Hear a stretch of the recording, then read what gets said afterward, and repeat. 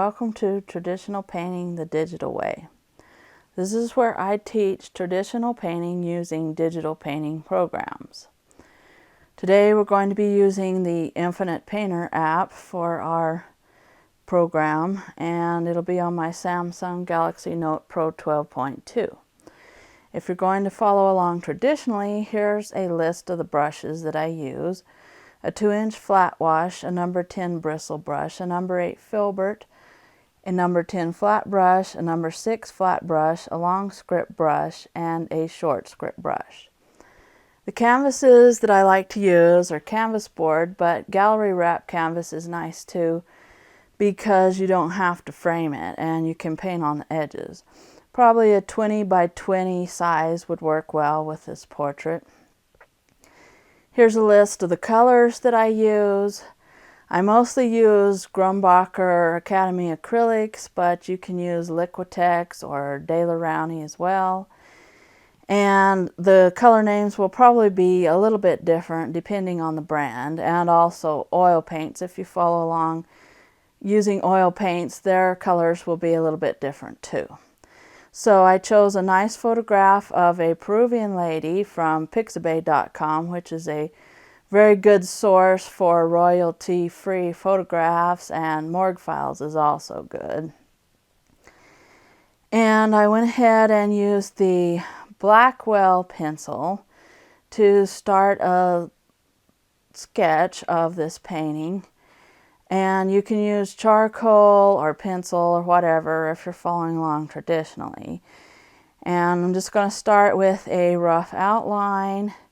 And for the head shape, you want to go ahead and make the head shape look oval. And go ahead and draw the whole oval out because it'll help you get the proportions right. So just go ahead and draw an egg shape there and then put a line through the middle. That kind of will help you line up the features. And the eyes are usually located about halfway between the top and the bottom in the oval. The nose is usually halfway between the eyes and the chin. And then the mouth is usually halfway between the nose and the chin. So that just kind of gives you some proportions to follow. The edge of the nose usually goes up through the eyes, not quite halfway, but close to halfway through the eyes. That gives you a little bit of some proportion there. And then go ahead and put in the eyebrows just a little bit above the eyes. And draw in the hair. I drew in the hair and the edge of the hat a little bit. Just kind of look at that, look at your reference photo and see how far the hat goes down. And then I went ahead and sketched in indications of the clothes. And I put in the neck, and make sure that your neck goes sort of behind the ears, because one of the craziest things that people do when they do painting portraits is that they get the neck too skinny, and then that just kind of ruins the whole thing. So go ahead and make sure that your neck is right. Make indications of the clothes. The ears are usually proportional to the top of your eyebrows and the bottom of your nose. And then I went ahead and sketched in a little bit of the cheekbones and refined the eyes a little, and I'm sketching a line right there to make sure that they're lined up. And the head's tilted at a little bit of an angle, so you want to go ahead and make sure that you keep the lines parallel so that the features don't get messed up. Okay, so I went ahead and started on the neck, and for flesh color you can use phthalo yellow green or alizarin crimson if you're painting along traditionally. And that mixture will get you pretty much all kinds of skin tone colors. You just have to add white or add a little bit of red to them, or orange, and just go ahead and make different patches of color along on the face. And I'm using my number 8 filbert brush if you're going to do it traditionally, and I was using the Angelo brush for Infinite Painter. And I don't make the face all one color because you're going to have shadows and highlights. So throw in more white to your paint mixture and add white more to the cheekbones. And for the forehead, it's going to be darker under the hat, so you can add some burnt sienna to your paint mixture.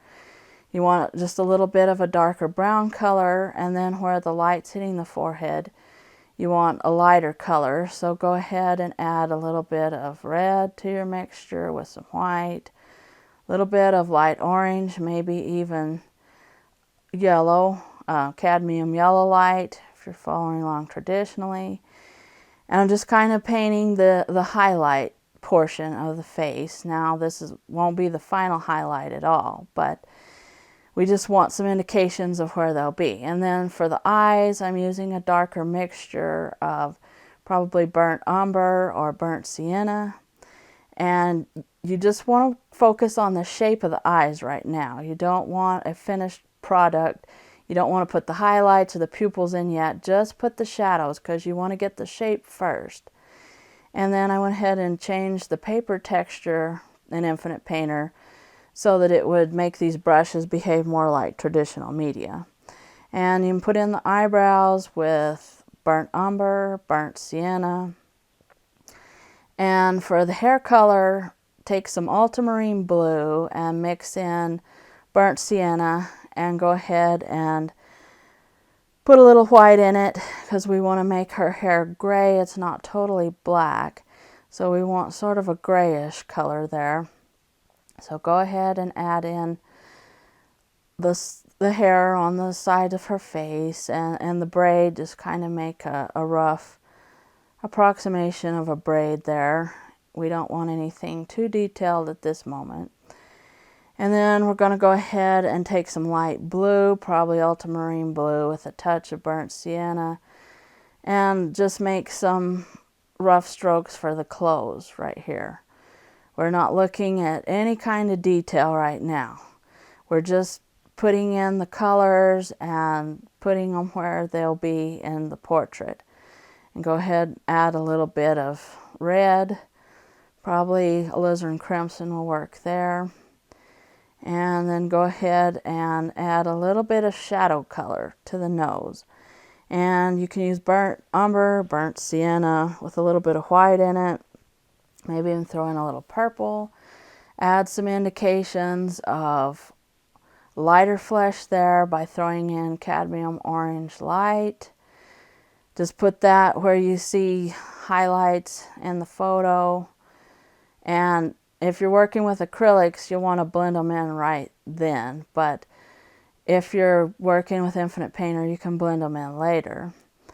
And so I went ahead and switched around on some of the brushes and went to the Leo brush. And I want to go ahead and put more detail for the nostrils here and kind of use a smaller brush. Probably your short script brush will work, or a little round brush. And use burnt umber, maybe mixed with purple. You just want kind of a shadow color here. You can go ahead and refine the shape of the eyes a little bit more.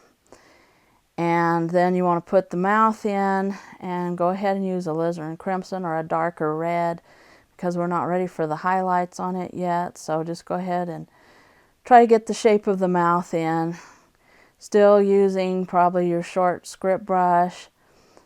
And I've just decreased the size of the brushes in Infinite Painter there to do that. And then I want to go ahead and work on the hat, and a bug appeared right then. And it's something to do with the tiling bug. I reported it to the developer, Sean Breakfield. And I think he's fixed it in our latest version, but I can't stress the importance of saving at each step when you're a beta tester. You have to save iterations of your file all the time or you're going to be sorry.